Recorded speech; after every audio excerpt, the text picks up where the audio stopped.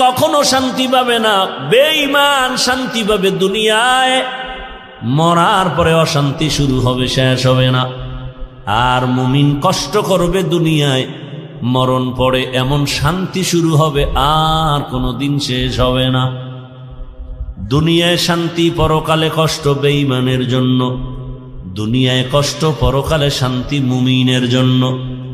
তবে মুমিন যদি আল্লাহর উপরে ভরসা করে, যদি একটু আখেরাতের লাইনে আগাইতে থাকে, দুনিয়ায় বান্দা সম্মান পাবে, বোনাস। কি সমস্যা ভাইরা আমার? আল্লাহ যাকে বেশি মোহাব্বত করেন তাকে মুসিবত দিয়া পরীক্ষা নেন। এই রকম হাজার উদাহরণ যদি টানি সারা রাত চলে যাবে। আমার রহমতের নবী, যার কোনো গুনাহ নাই, সন্দেহ করলে ঈমান চলে যাবে। আল্লাহ যাকে স্পেশাল করে বানাইছেন, মুসা নবী আল্লাহর বন্ধু, ঈসা নবী আল্লাহর। এই উঠা বসা করেন কেন? এই না, উঠার ব্যারাম থাকলে ঢুকছেন কেন? বাহিরে দাঁড়ায় দাঁড়ায় বয়ান শুনতেন, বিড়িটাই না আবার আসতেন। এত বুঝানোর পরেও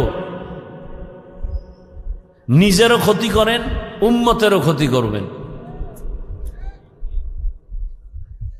আপনার দীর্ঘ টাইম বসার অভ্যাস না থাকলে আপনি কেন বসেন ভিতরে? আপনি বাহিরে চেয়ার দিয়ে বসে বসে বয়ান শুনেন।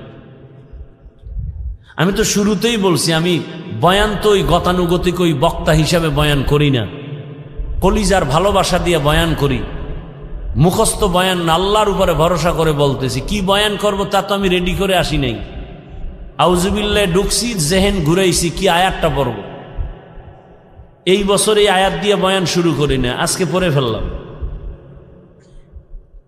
আজকে এই আয়াতটা নতুন পড়লাম। অন্য বছর এই আয়াতের উপরে অনেক বয়ান করেছি। এরপরে আয়াতের উপরে কি বয়ান হবে তাও তো আমার জানা নেই। একের পর এক কথা আসতেছে আসতেছে আসতেছে।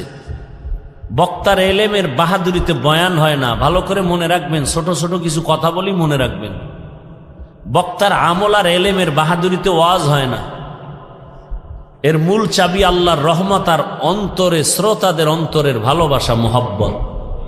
এই দুইটা এক থাকলে বয়ান হয়। আপনারা আমার বয়ান বের করার ফোকাস। এখন ওইটা বুঝাইতে গেলে আরো যাইবে 20 মিনিট। একজন উঠছে, দিছে ব্যাস লাগায়, আমার নজর তো চারোদিকে। কে হাত উঠায়, কে বসে, কে ঘাড় এদিক সেদিক করে, নজর তো দিক চলে যায়। পারি না, আমার এই অভ্যাসই নেই, করবো না বয়ান।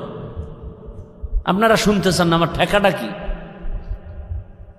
হেদায়েতের মালিক তো কোনো বান্দার হাতে আল্লাহ চাবি দেন নাই, এত পেরেশানি কেন? বৈশেই তো সেই বয়ান করছে। রসুলের মতো ব্যক্তির বয়ানে আবু জাহিল্লা বাচ্চা যদি কালেমা না পড়ে, আমি কে? রসুলের বয়ান, যার চেহারা দেখলে গুনাহ মাফ, সেই রসুলকে টানা 13 বছর দেখার পরে যে বেঈমান কালেমা পড়ে না, আমি কে?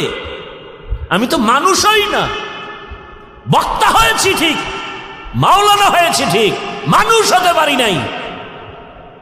মানুষ হওয়া ভিন্ন জিনিস।